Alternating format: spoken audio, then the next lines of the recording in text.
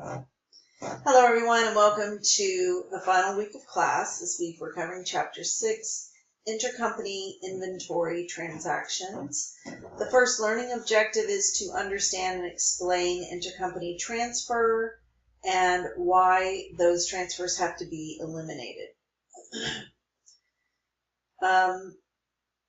There are lots of different types of intercompany transfers. This chapter deals with inventory transfers.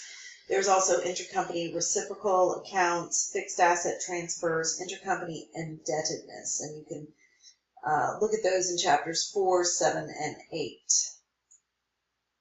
So what are arm's length transactions? These are transactions that take place between completely independent parties.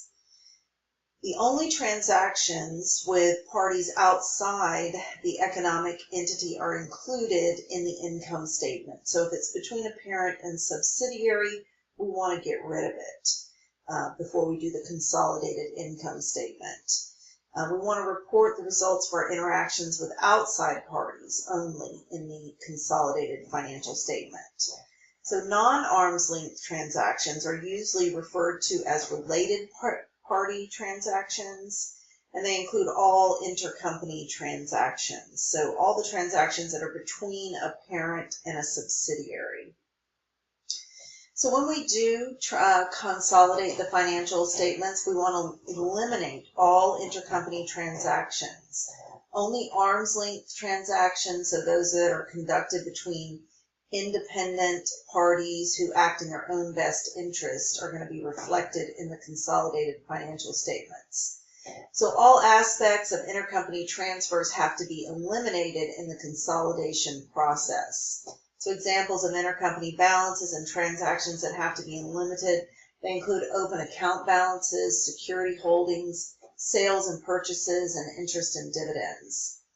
No distinction is made between wholly owned and less than wholly owned subsidiaries with regard to the elimination of intercompany transfers. So here's an example. You have a 12-year-old girl. She lends $5 to her 17-year-old brother. Probably a bad idea. She'll never get the money back. Maybe. So from the standpoint of the individuals, this represents a receivable, the brother received, and a payable, the sister is going to receive the money, and the brother now owes the money back to the sister. So the sister has the receivable, the brother has the payable, because he now owes her the $5. So if the family prepares a consolidated balance sheet, what is the effect? There's no net change in the family's wealth. The $5 stayed within the family. And so it's not a transaction with a non-family person. So the wealth actually didn't change just from that one transaction. Okay, so here is another example and a point to ponder. The parent has 19 subsidiaries. The parent has received a $1 order from an outsider. The parent sells inventory to subsidiary 1 for $1. Subsidiary 1 sells the inventory to subsidiary 2 for $1. Subsidiary 2 sells the inventory to subsidiary 3 for $1. And the inventory is sold from one sub to another sub until sub 19 sells it to the outsider for $1. So the parent in each sub is going to report sales of $1. And from a consolidated standpoint, what would be the total amount of sales? You're going to eliminate all of those intercompany transactions and have only really the one true sale, which was to the outsider for $1. So here's an example, a sale from a parent to a sub, but not yet to an outsider. So we have the parent company, they have one sub, they're preparing for an IPO. The parent owns lots of obsolete inventory which it cannot sell. And so they're going to sell the obsolete inventory, which cost $1,000, to its subsidiary for $100,000. So now the sub holds the inventory, Without any adjustment, what items in Sleazy's consolidated financial statements will be misstated? Well, certainly inventory, because it's not worth $100,000.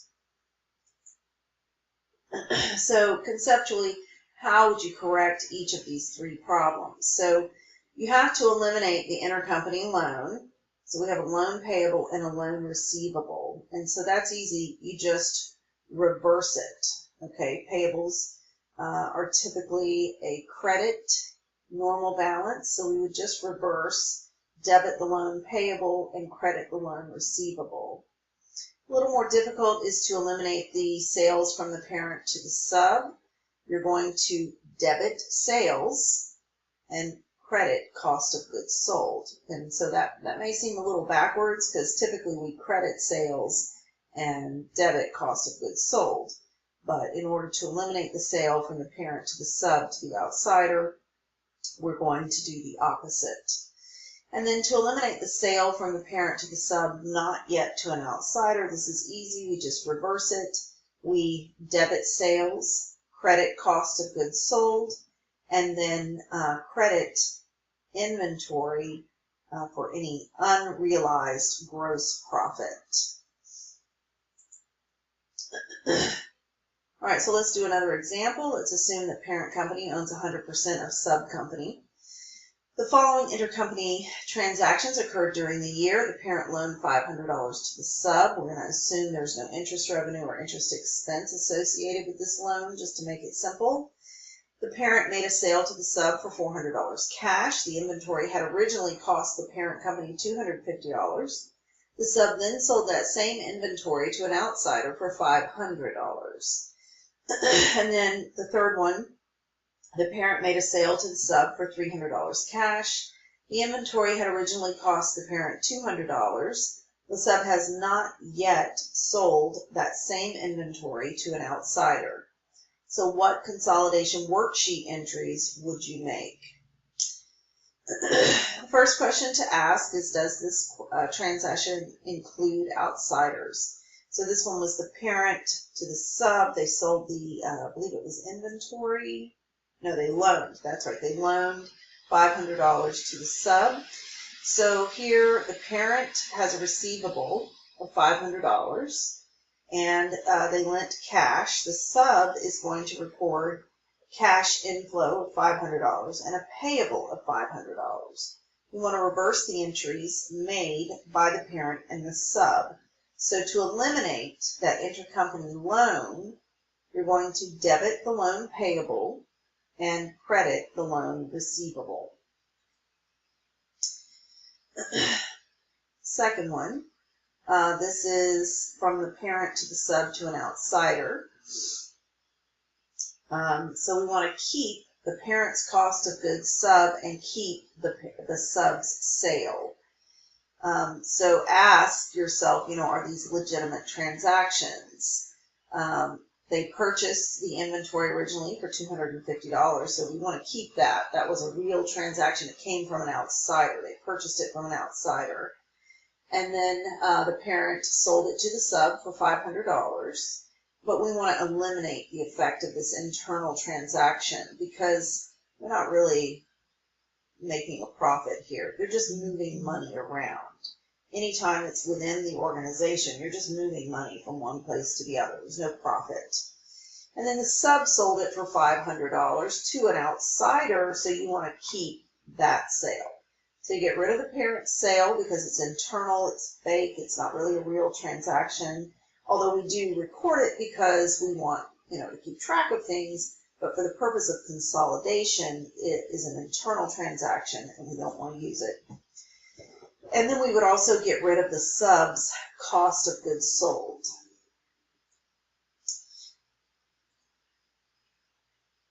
Okay, and let's move on to the next one. All right, so here we have C, sale from parent to sub, not outside. Is this a legitimate arm's length transaction?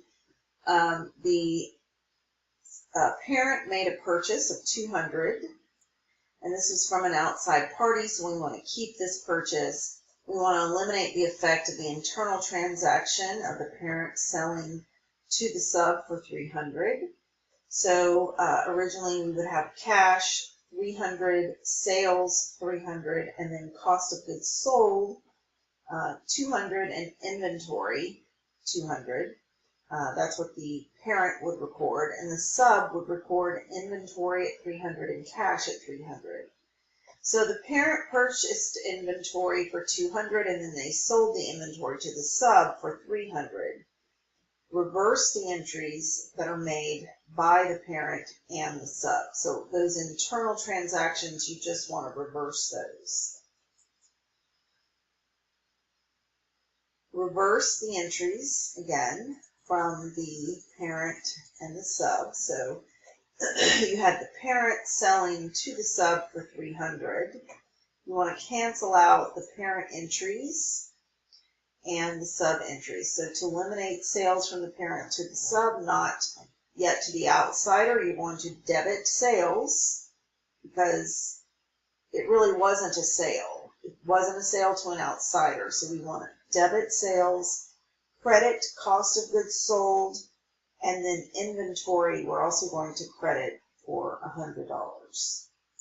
So here's a summary of the consolidation entries. So to eliminate intercompany loans, you're going to debit loan payable and credit loan receivable. To eliminate a sale from the parent to the sub to the outsider, you're going to debit sales and credit cost of goods sold. To eliminate the sale from the parent to the sub not yet to an outsider, we're going to debit sales, credit cost of goods sold, and inventory. Parent companies have to adjust their equity method investment accounts for certain transactions. So at this point, we're just going to consider one. This is a sale from the parent to the sub, not yet to an outsider. It represents a fake profit, and it hasn't been realized in an arm's length transaction. Both the balance sheet and the income statement accounts are going to need to be adjusted. This is a real journal entry, not a consolidation worksheet entry. So we have the parent purchased inventory for $500. They sold the inventory to the sub for $600.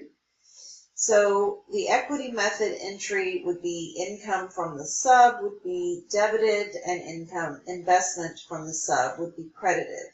The parent recognized $100 of fake gross profit. The parent should have transferred the inventory at cost. This profit is not from a transaction with an arm's length independent party. Assume that parent company owns 100% of the subgroup. The following intercompany transactions occurred during the year. Parent loaned $100 to the sub. To keep things simple, there's no interest revenue or interest expense. The parent made a sale to the sub for $200 cash. The inventory had originally cost the parent $120. The sub then sold that same inventory to an outsider for $300. The parent made a sale to the sub for $300 cash. The inventory had originally cost $180. The sub has not yet sold that inventory to an outsider. And don't forget the equity method method entry. So based on our conceptual discussion, what consolidation worksheet entries would you make? All right, so to eliminate the intercompany loans, we're going to debit loan payable, credit loan receivable. To eliminate the sale from the parent to the sub to the outsider, we're going to debit sales, credit cost of goods sold. And to eliminate the sale from the parent to the sub not yet to the outsider, we're going to debit sales and credit cost of goods sold and credit inventory. And then don't forget the equity method entry. You're going to debit income from the sub and credit investment in the sub. So I'm going to post this in the discussion, and I'll post a follow-up question for everyone to answer. I look forward to seeing you this week, and I wish you all the best of luck.